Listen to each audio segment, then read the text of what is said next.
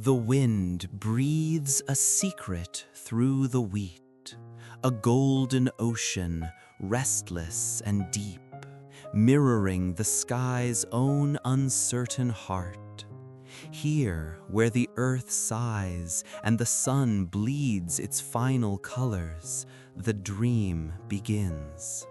Not a dream of sleep, but of waking, of seeing, of feeling the pulse of something ancient beneath the soles of worn boots. Inside Van Gogh's mind, there are no straight lines, only the swirling dance of perception. Each blade of grass a testament, each cloud a brushstroke of longing. The air hums with unspoken words, with the silent scream of sunflowers turning their faces toward a god they cannot find.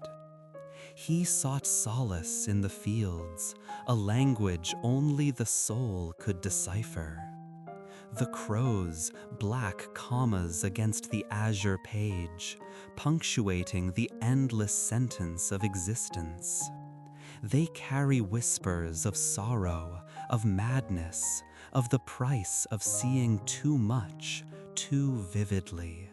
The church stands solitary on the horizon, a stone sentinel guarding a forgotten faith.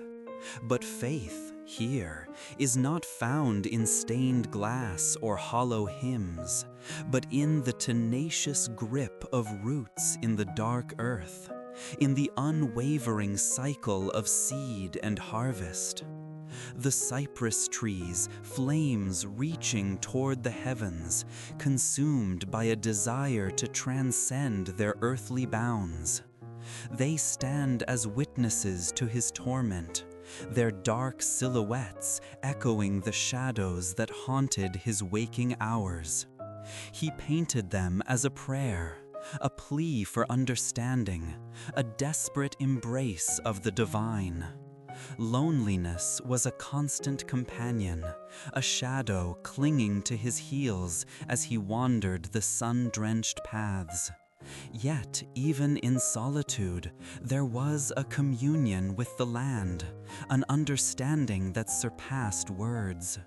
He felt the heartbeat of the earth, the rhythm of the seasons, the silent language of the stars. He saw the beauty in the broken, the grace in the grotesque, the faces of peasants etched with hardship, the gnarled branches of olive trees twisted by time, the simple dignity of a worn-out shoe. He found a profound poetry in the ordinary, a truth that eluded the eyes of the complacent. Color was his language, his weapon, his salvation. He wielded it with a ferocity born of desperation, seeking to capture the ephemeral beauty of the world before it slipped away. Yellow, the color of the sun, of hope, of madness. Blue, the color of the sky, of longing, of eternity. Green, the color of life, of renewal, of the promise of spring. He painted not what he saw, but what he felt.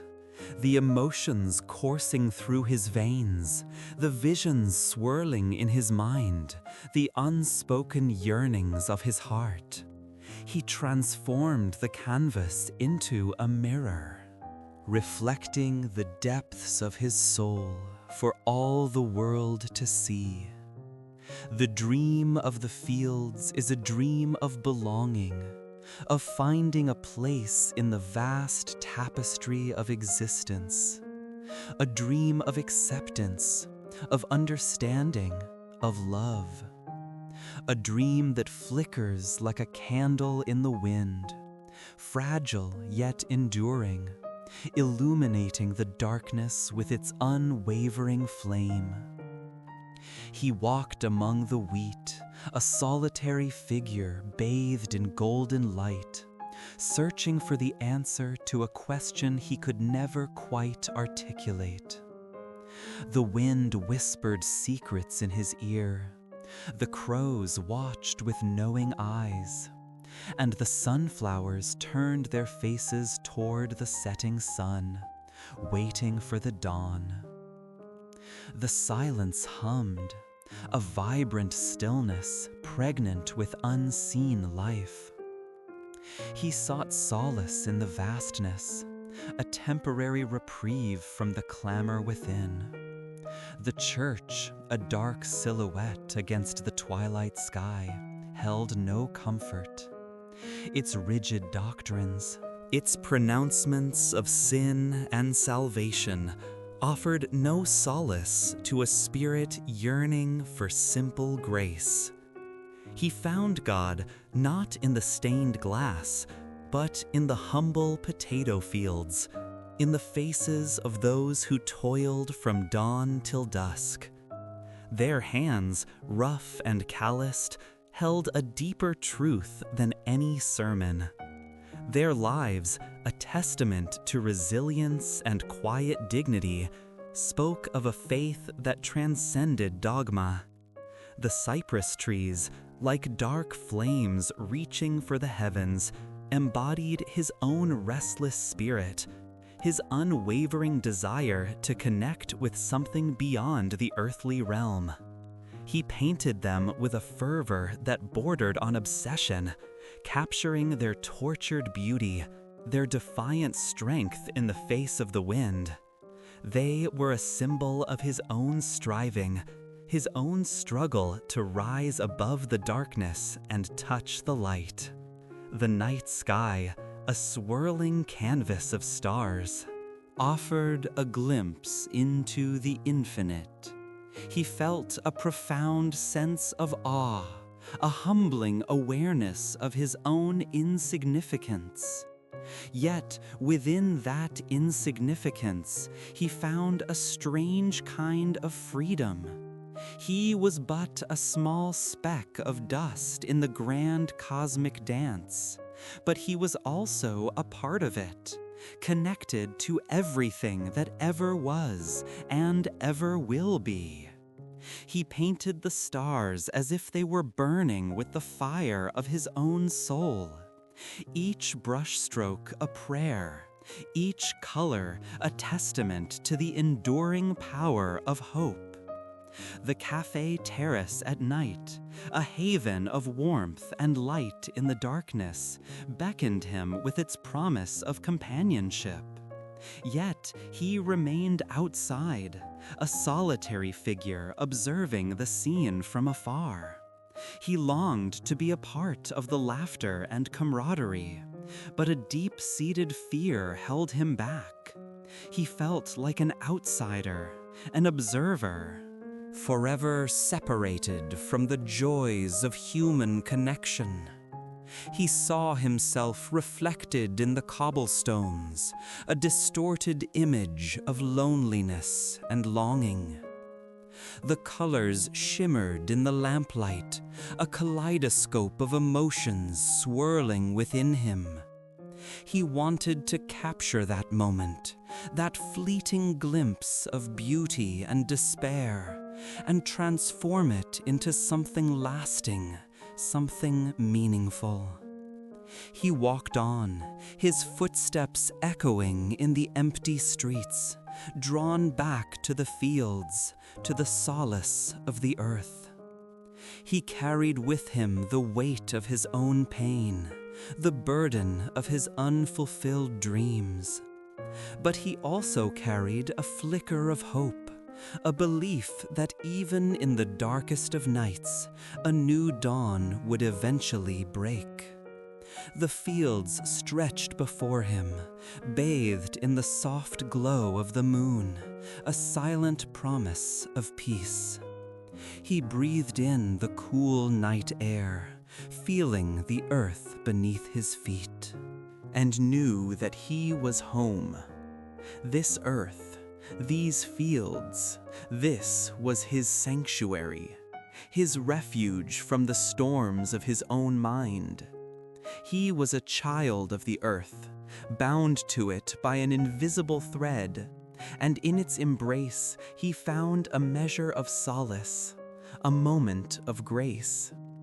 The dream of the fields was more than just a dream of belonging. It was a dream of healing, of redemption, of finding beauty in the midst of suffering. It was a dream that whispered of hope, a dream that reminded him that even in the darkest of times, the light would always find a way. And in the quiet darkness, under the watchful gaze of the stars, the fields whispered their secrets. They spoke of resilience, of the enduring power of nature, of the cycle of life and death.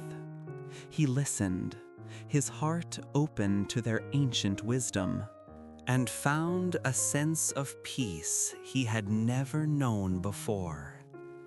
The pain was still there, a dull ache in his soul, but it was softened, tempered by the beauty that surrounded him. He saw the world not as a place of suffering, but as a place of extraordinary beauty, a place where even in the midst of darkness, there was always light to be found. He closed his eyes, and he saw the fields ablaze with color, the sunflowers reaching for the sun, the wheat swaying in the breeze. He saw the faces of the peasants etched with hardship, but also with a deep sense of dignity and grace. He saw the starry night swirling with energy, a universe of infinite possibilities. He felt the presence of something greater than himself, something that connected him to everything, to everyone. It was a feeling of profound love, a feeling of unconditional acceptance. And in that moment, he understood. He understood that the dream of the fields was not just a dream of belonging, or of healing, or of redemption. It was a dream of unity, of interconnectedness, of recognizing the divine spark within himself and with everyone else.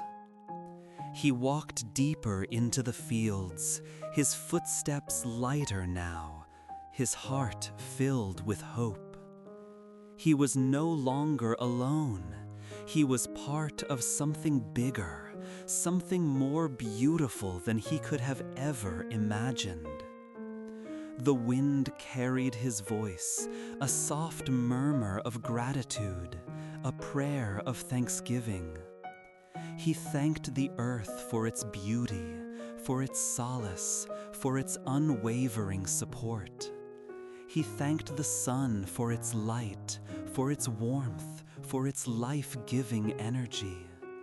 He thanked the stars for their guidance, for their inspiration, for their eternal presence. And he thanked the dream of the fields for showing him the way, for leading him back to himself. The silence was broken only by the rustling of the wheat and the distant hooting of an owl. It was a silence that spoke volumes, a silence that filled him with a sense of profound peace. He lay down in the fields, the earth beneath him, the sky above him, and surrendered to the moment. He was no longer fighting, no longer struggling. He was simply being, simply existing in harmony with the universe. He drifted off to sleep, his dreams filled with color, with light, with love. He dreamt of sunflowers dancing in the wind, of stars singing in the night, of fields stretching endlessly into the horizon. He dreamt of a world where everyone was connected, where everyone was loved, where everyone was free. And when he woke up, the sun was rising, painting the sky with vibrant hues of orange and pink. He stood up, feeling refreshed, renewed, ready to face the day. He knew that the journey was not over, that there would still be challenges, still be struggles. But he also knew that he was not alone, that he had the strength to overcome anything, that he had the love to conquer all. He walked towards the horizon, towards the rising sun, towards the future. He carried with him the dream of the fields, a beacon of hope, a reminder that even in the darkest of times, the light would always find a way. And as he walked, he painted, not with brushes and oils, but with his heart, with his soul, with his very being. He painted a world of beauty, of love, of unity. He painted the dream of the fields for all the world to see.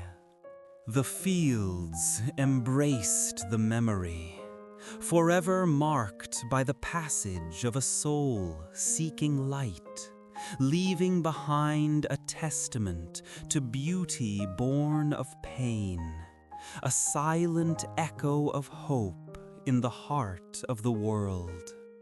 The air vibrated with a quiet energy. The sunflowers tilted their faces ever so slightly, as if listening to a secret melody, a final brushstroke on the canvas of existence.